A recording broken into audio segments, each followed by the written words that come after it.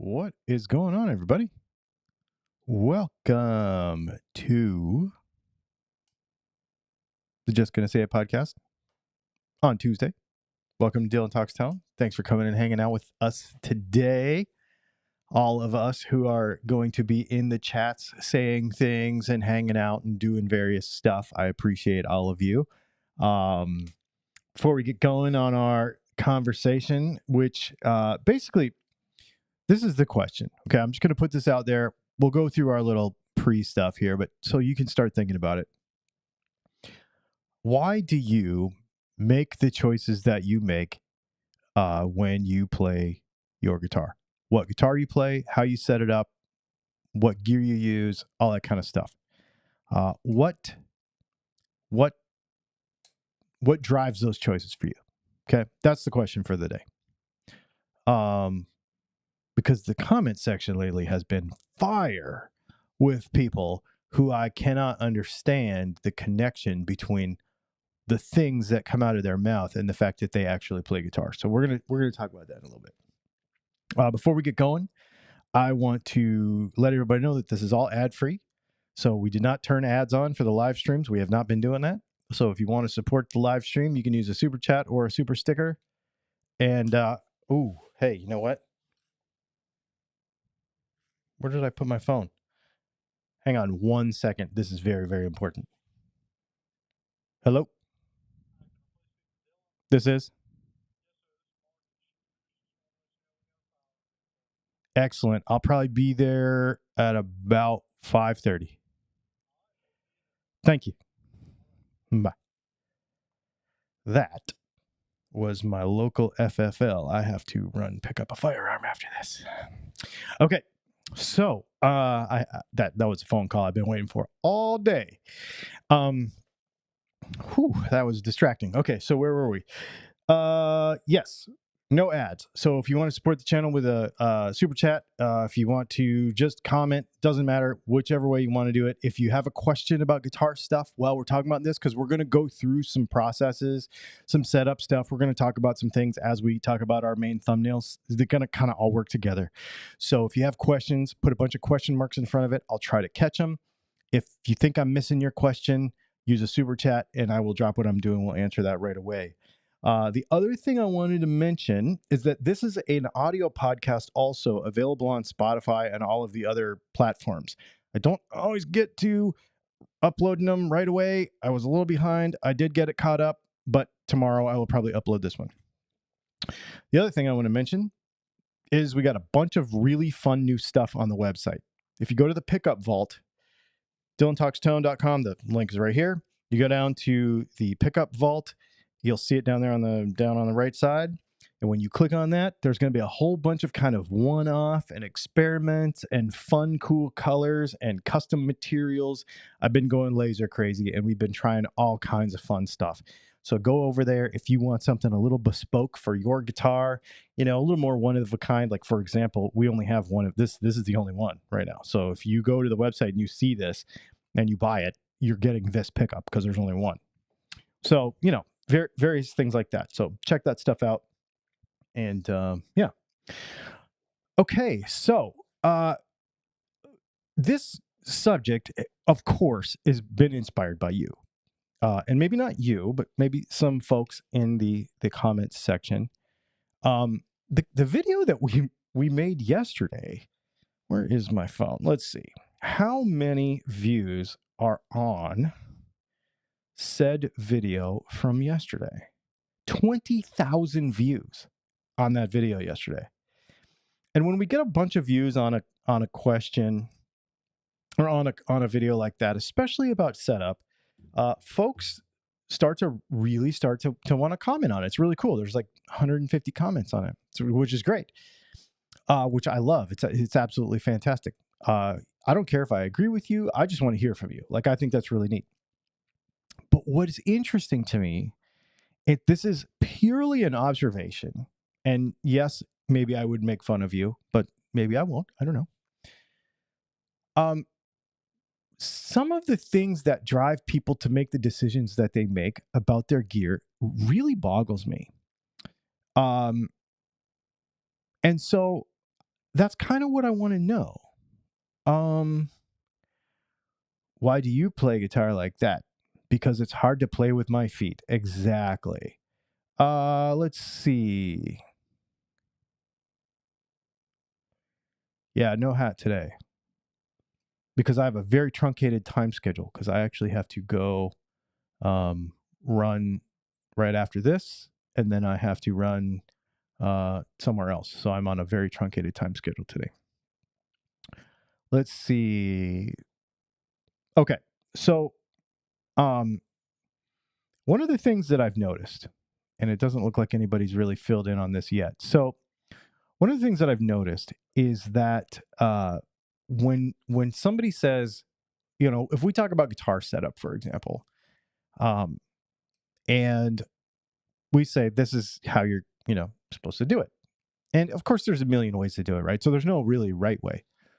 But there's always a group of people that say, well, that's not how Billy Gibbons did it. Top rapping, for example. Well, if Gibbons did it, it's good enough for me. If Joe Bonamassa did it, it's good enough for me. That doesn't make sense to me. Now, okay, I get that if you really like an artist, okay, that you're gonna maybe do something. I have like I'm really into James Bond, so I want some James Bond stuff. I have certain pocket knives because they were in movies, like that kind of thing. Like I get that, like right, but it's not a real reason. You know what I mean?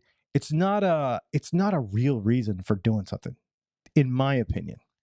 I have a Mike McCready Stratocaster because I like Mike McCready. But if the guitar sucked, I wouldn't have it. Okay. So if it wasn't good, I wouldn't own it. I wouldn't have bought it and I wouldn't have kept it. So the guitar is good. Like it is really, really good.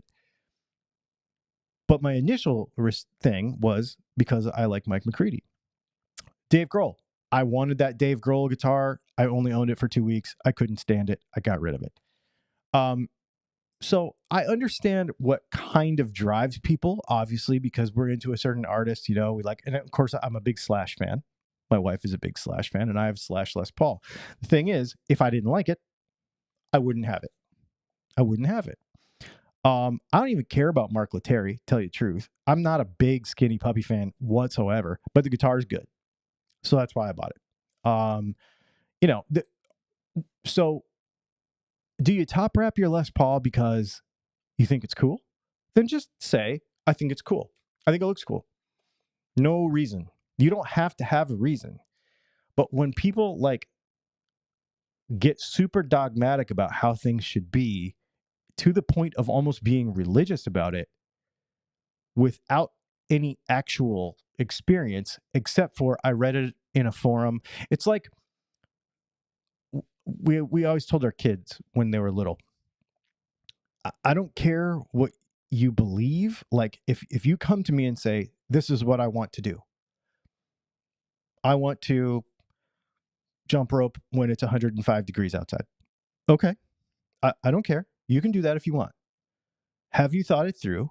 And why? Why do you want to do it? What are your reasons? Can you explain them? Well, no. I saw somebody else do it, or somebody else told me to do it, or somebody dared me to do it, or whatever. If you are not thinking on your own, then okay, then I do not approve. So we're going to have a conversation about it. When you think about this on your own and you actually have this decision and you still want to go out and jump rope when it's 105 degrees outside, then go ahead. But what we find many, many times is that many people adhere to things in guitar land that they believe simply because somebody else told them something, not because of personal experience. And it just blows my mind. The top wrapping thing's a huge one because people just, and I don't care whether you do it or not. That doesn't bother me. And I don't even, it doesn't even, I am not even tempted to have a conversation. Same thing with the Tonewood thing. I'm not even tempted to have a conversation about the, like the technical reasons why you should or shouldn't. What I'm talking about is why you believe it, why you do it. If you think it feels good, okay. But if you tell me you do it because Joe Bonamassa does it, therefore it must be right, I don't have any respect for that. Especially when we're talking about stuff that does sort of like roll into technical stuff. Let's see. Let's get caught up. Dylan just asking your preference. What is your favorite color of Challenger Level 1 loaded? Dude, I don't know. Here, hang on. Let's see. I've not looked in a while at the Challenger Level 1. Hang on. Let me. Whoops. Texas Toast loaded. Okay, so they've got the Pelham Blue one, which I've played.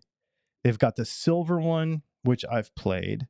They've got the TV yellow one, which I have played. I would never do natural. I think of those choices, the silver or blue is going to be mine because I have red guitars already, so I don't really care about that. The silver in person is really neat because it looks sort of foily, which I really like. I had that one here. I think Phil has it now. And I really liked it. I personally wouldn't put cream pickup covers on anything. I'm not a cream pickup cover person. Matt really likes them though, so therefore I make them a lot of pickup covers, cream pickup covers. I'm going to be buying a Fender Jag Stang guitar tomorrow. Why? Because I love the artists, the music, and the Foo Fighters. Yeah, awesome. Hero cosplay. Yeah, that's really funny. Exactly. And I don't care. Like, I think it's cool. I think it's cool if you. It doesn't bother me if that's your reason, but just say that, right? Like, if you, I have a. Well, there are technical reasons why I have a Slash Les Paul, so maybe that's not a good example. But the Mike McCready thing, I bought that guitar because I love Mike McCready. Now, I wouldn't have kept it if it wasn't good, but what made me buy it is I'm a huge Pearl Jam fan, and I wanted that guitar. Sometimes the things that drive us to do things are not tangible, right? But if that's the case, then believe it, be it, don't be afraid to talk about it. And if somebody tells you, I bought this guitar because I like the color, don't give them crap about it. As a guitar player, right? Like, I would never give somebody a hard time because they didn't get the right guitar because technically whatever, there's all kinds of, you'll see, it's like the whole peg head surfing thing. Like, somebody will hand somebody a Strat, and the first thing they'll do is like look at the peg head, and you'll see them turn their nose up based on what it says on the peg head, not what the guitar is. I don't care about the guitar itself. If you hand me a guitar, my question is going to be not, is this guitar amazing? Because I might not like it at all. I don't care. I want to know why you bought it. I want to know why you like it. We're friends. We're talking. You're sharing with me something that you like. It's just a much more positive way of thinking than, bashing on gear all the time. Because I feel like that's what people do.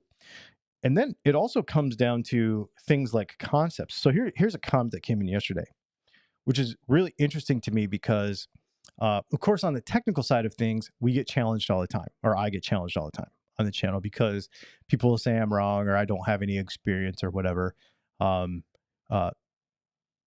Because people don't know how old I am, or they don't know my age, or they don't perceive that I have any experience with this, so they challenge me on stuff. And so I find it funny that somebody that's making fun of guitar noobs and being one himself. First of all, I'm not making fun of guitar noobs at all whatsoever.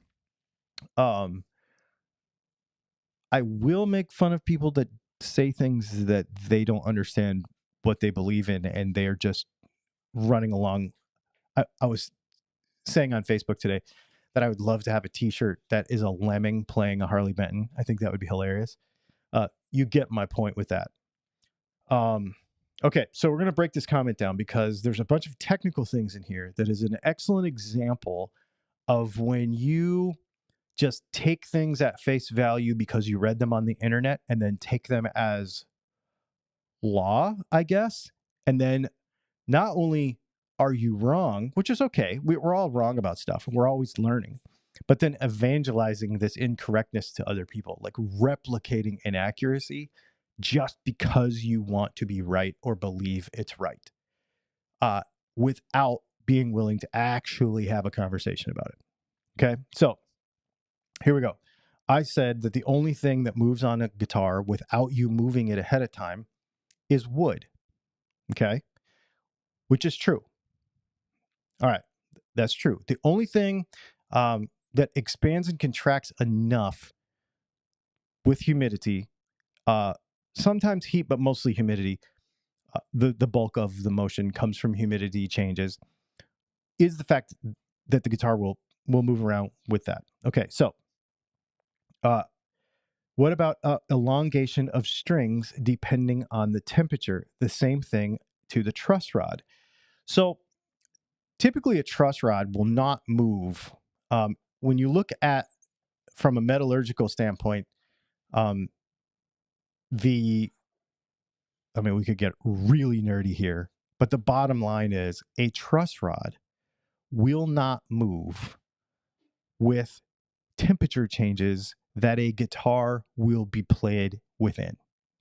So if it's 100 degrees outside or if it's 50 degrees outside, the truss rod itself will not expand and contract enough to move. There are other materials that would move more, but the steel, stainless or whatever it is, would not, depending on what, it's even mild steel, like an old single action, will not expand and contract enough to make a difference. It's not possible. It won't do it. Now, here's an interesting thing that happens in guitar land, okay? Is because everything expands and contracts, then we must think that the truss rod will expand and contract. And it does, but not measurable, not to a measurable extent that would affect the guitar. Okay, there's many other things that would move around a lot more than that. As far as the elongation of the strings, see, here's something that people keep talking about this. This came up a few times yesterday, so I want to address this. If the strings elongate, what happens? They are flat. No matter the age of the string, if the scale length of the guitar does not change, and it shouldn't, so let's say we have a 24/75 scale, and the strings are old, right? And they've stretched some because they're old. They will be flat. Then what happens? You put the tuner on the guitar and you tune them back up to pitch. When they are at pitch, because the string, because the scale length is the same, the tension will be what it originally was.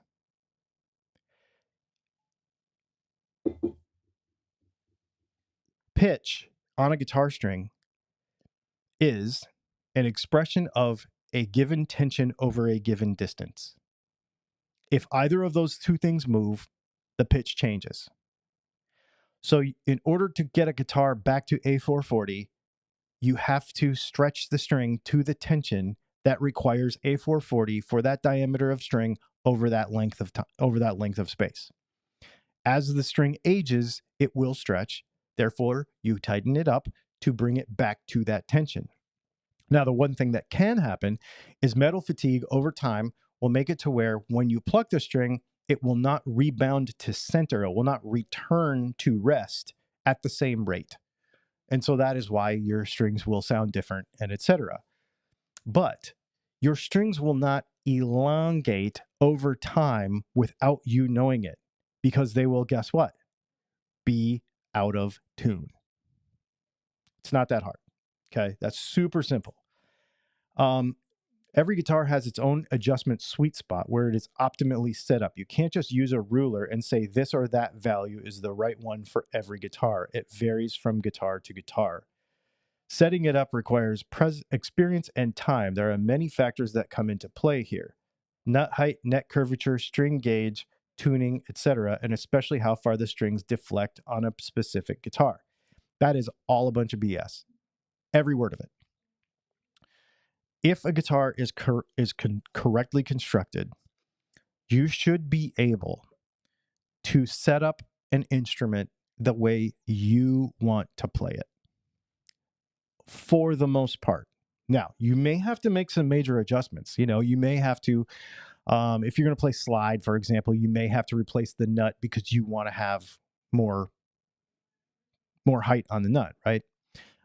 You may have to make some more major adjustments when you change string gauges, for example, because there's not enough room in the nut. And to equalize tensions and stuff and to make the guitar playable. But the sweet spot thing is dumb. There's no such thing as that. And here's why. We know that. Can you think of any reason why a variety of guitar players through history could not play different types of music on the same guitar with all kinds of different setups and string gauges and string tensions and tunings and all kinds of stuff? Absolutely not.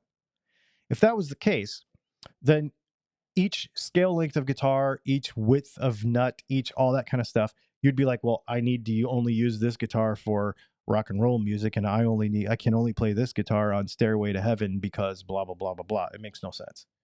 It makes no sense. Now, is your guitar finicky? Maybe. Some guitars are finicky when something is not right. If you have to fight with a setup on a guitar, if you can't get it perfect, and I say perfect, I mean playable condition. We could get into a whole deep dive on how no intonation is perfect on any electric guitar because blah blah blah blah blah, because it's an imperfect intonation instrument, et cetera, et cetera, et cetera. We could get into that, but when I say perfect, you know what I mean. Like, I want it to be here, here, and here, and here. So yes, you can take a ruler and you can say, I want 60 thousandths, I want this, I want this, I want this, and I want this. If you want super, super low action, here, here, and here, and here, and here, and this is what you want, and you can't achieve it, maybe it's because your frets aren't flat enough. Maybe it's because your fret job's not good enough. Maybe it's because your nut is not cut correctly. Now, there are certain limits to this, because if you say, I want to play nines and I want to tune to drop B, physics will not allow that, right? But that's not what we're talking about here. We're talking about taking a relatively conventional setup and being able to achieve it on any instrument for any player. And it can be done if the guitar is structurally proper. Okay. It can be done. Let's see. It's true that scale length changes with neck angle. No, not neck angle, but it's negligible. Obviously, we were able to measure that yesterday. It's about 30 cents that we could measure yesterday. So it's very measurable. You can still achieve perfect intonation with different neck curvatures. So this guy doesn't know what he's talking about because he doesn't even know how to say it. It's also misleading. Intonation is set solely at the bridge.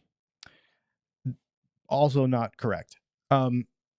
Intonation actually isn't okay.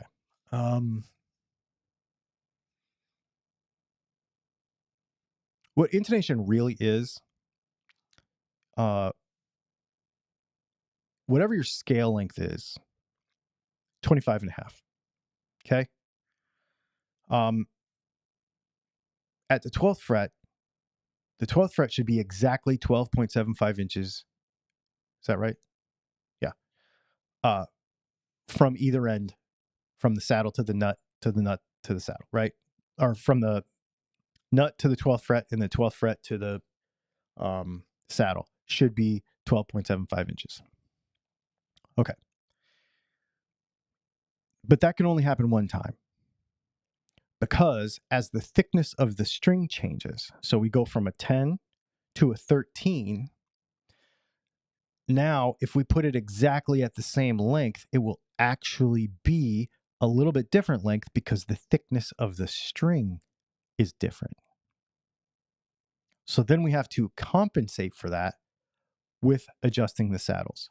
But really, intonation, all intonation is making sure that the 12th fret, okay, is exactly between those 2 points. And we're only adjusting for the thickness of the string.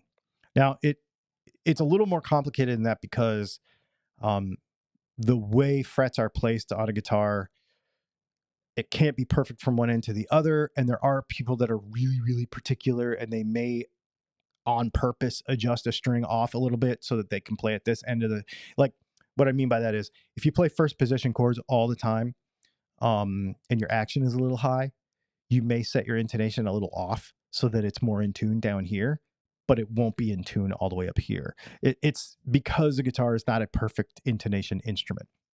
So there is a little compensation there. But for the purposes of these conversations, it is math. It's all it is math. And if I can remember this correctly, I think if I did this math before, so like if you have a 25.5-inch scale guitar, right? And you split it in half, it's 12.75. And then that's a 10.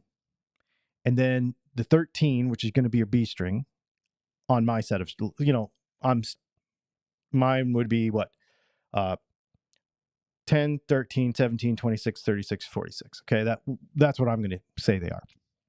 When I go from the 10 to the 13, I need to adjust it, but not for the whole thickness of the string. I need to adjust it for the difference between the two, which is 3 thousandths, but then cut that in half because it's actually half of the 13. So it would be like, I don't know. My brain can't do the math right now, but that's what you're doing.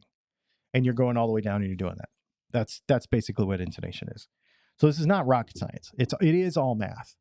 Yeah, it is all math. Let's see. All right, blah blah blah. Okay, and then he's just telling me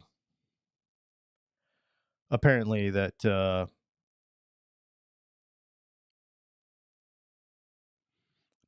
not professional enough to know any of that stuff. But everything he said was wrong.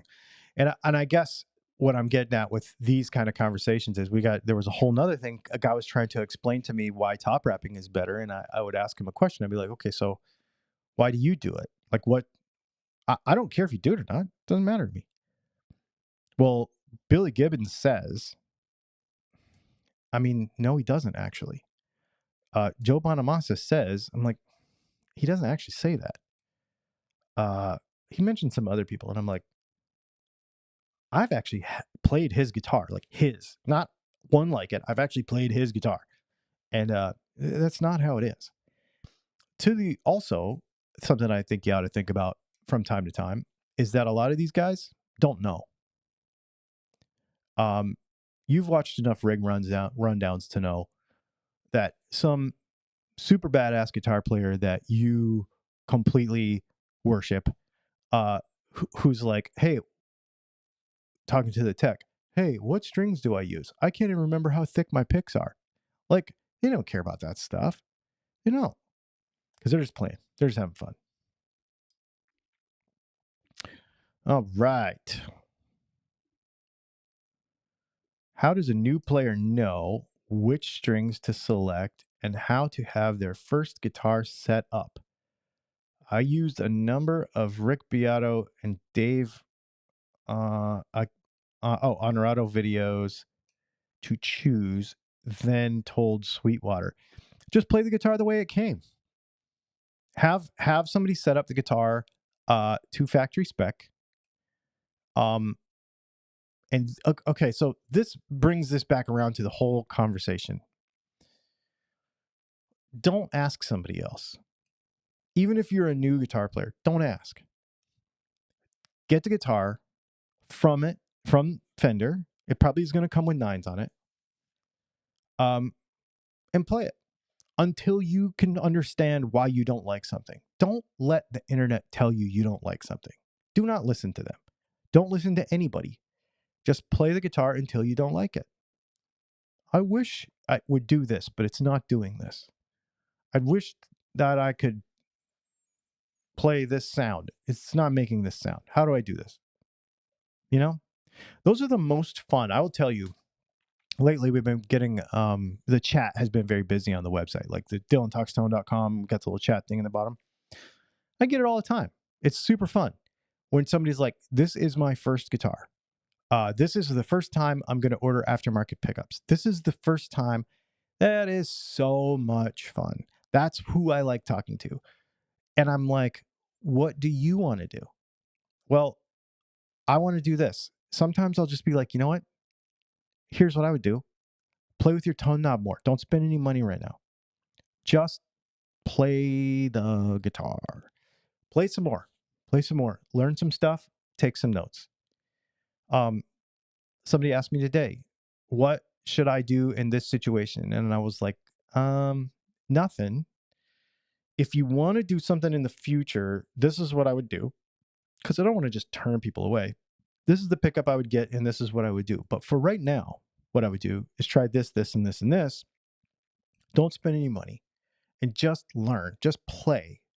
Don't listen to anybody, including me, on the internet trying to get you to. Because here's what will happen. My favorite thing is, I just bought this guitar. Is it good? A little late now, ain't it? Or I ordered this guitar. It's on the way. What mods should I make? Come on, man. Think for yourself. It's almost as bad as what color pickguard should I put on my telly?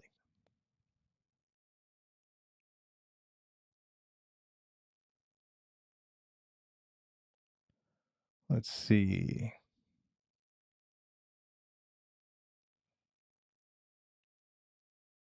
And do things because it's cool. Do things because they're cool. That's it.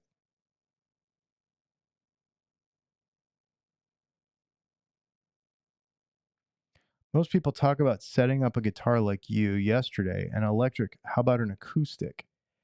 That's more elaborate. Nut to first string height, saddle height, and neck relief. I could do it that. Actually, I need to set up my Martin. So I could do that, I suppose. It's actually not that hard. Well, let me say, I don't want to say it's not that hard. It is a little more involved. It's not more involved. It's just that when you have to take material off the saddle. So, one of the things that I try to drill into people, and they still don't believe me, is that you don't set the action with the neck relief, right? Well, on an acoustic guitar is the same. But instead of just turning some screws to raise the saddles up and down, you actually have to sand the bottom off the saddle.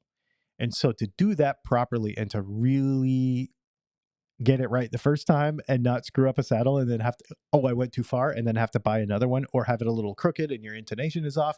Like, so there's a little bit more to that, but it's just care and time. It's just, it takes longer. It's not any more complicated. You're doing exactly the same thing. It's just the way you have to take material off the bottom of the saddle to bring your string height down is a thing. The only reason I haven't done an actual setup on that guitar is because I like how it plays, but I have a pickup coming for it, and it's going to have an undersaddle deal. Oh, does it have an undersaddle? I don't remember. I might have to take some material off the bottom of the saddle, so we'll probably get to that video soon. I think it comes next week or sometime this month.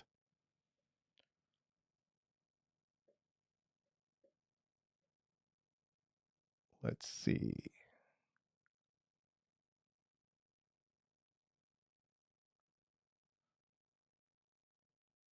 Just leave the knobs on 10.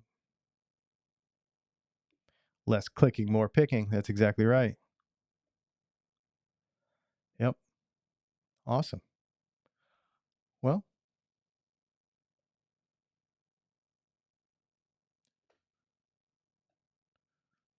and just because somebody's old doesn't make them right. So just because some old dude in your town is like, well, this is how I've always done it. Well, you've always done it wrong. Like, just because you're old doesn't make you right.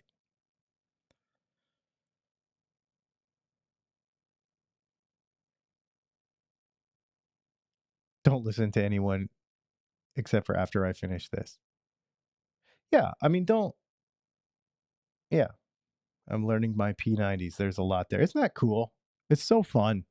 My Challenger level 2 over there, I've been playing that thing too, and more sounds just keep coming out of it. It's just so neat. Um, when you just play the same guitar for a while and like literally just really start to learn it, and not just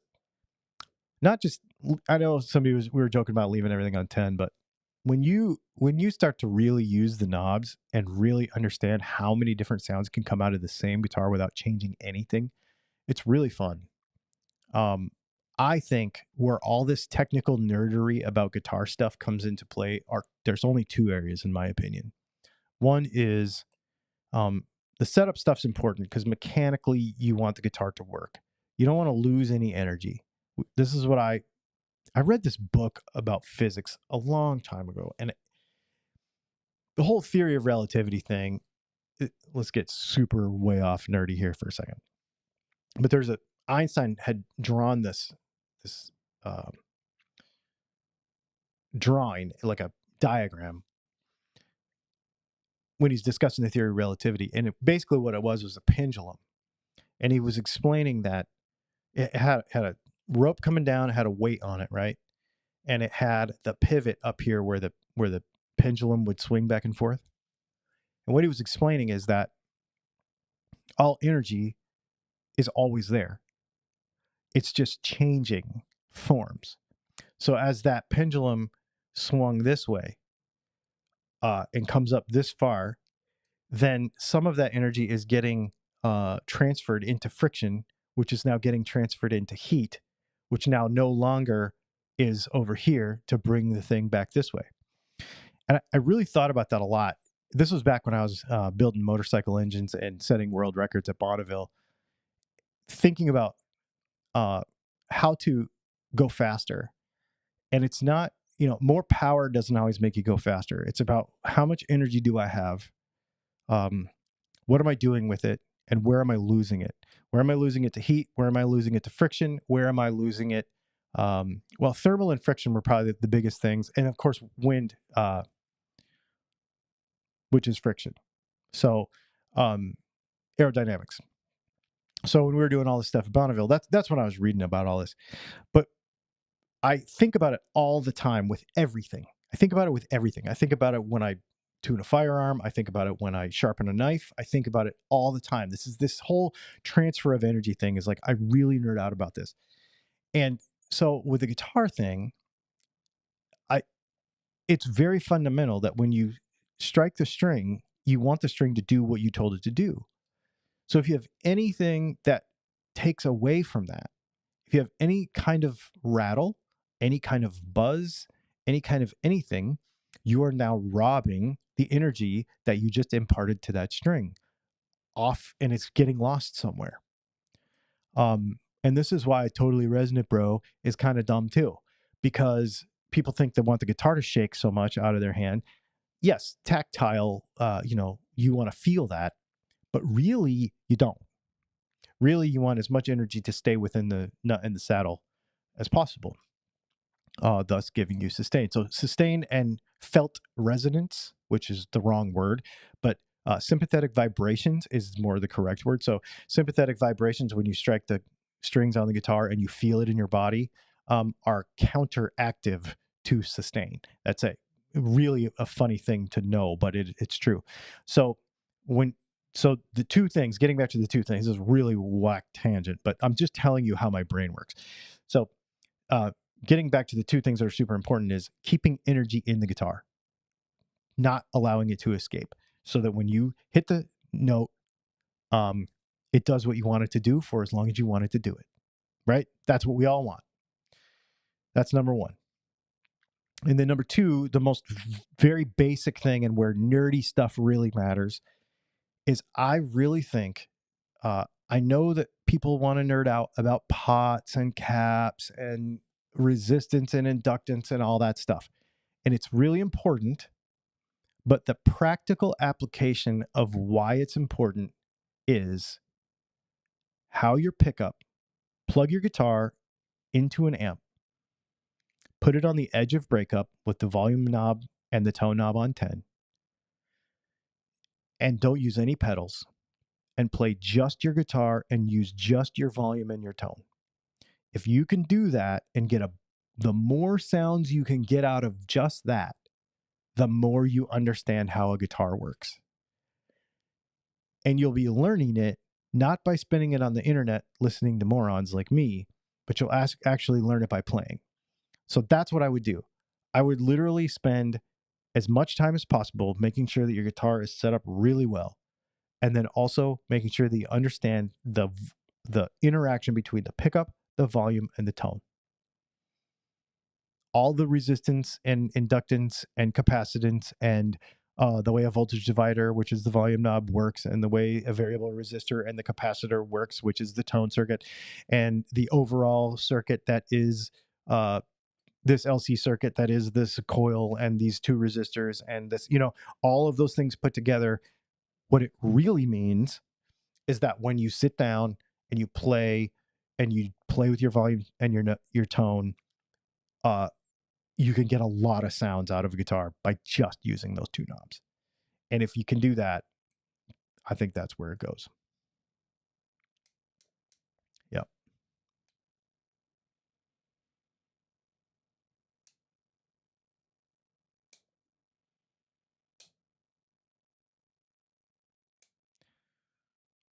Current recipe: turn off overdrive, set dry amp at edge of breakup, wet amp clean, just a tad of delay into reverb, use the string attack to send P90s into breakup. That is heaven. That is absolutely my favorite. 100%. That's why I have a Princeton, because I like a Princeton wide open with a P90 and then just use my volume knob. And to take it one step further, you've heard me say this before. Play a one pickup guitar. Play a Junior or an Esquire. Play a one pickup guitar with a volume and a tone into an amp with no pedals. You will learn more about all this stuff. Here's what'll happen. It'll be backwards. You'll play, you'll know, and then you'll watch a nerdy video about pots and caps and you'll understand why, what, right? So then when somebody says, why do you use 500K pots? You'll go, because some moron told me on the internet. No, you'll be like, because when I do this, it does this, and that's what I like.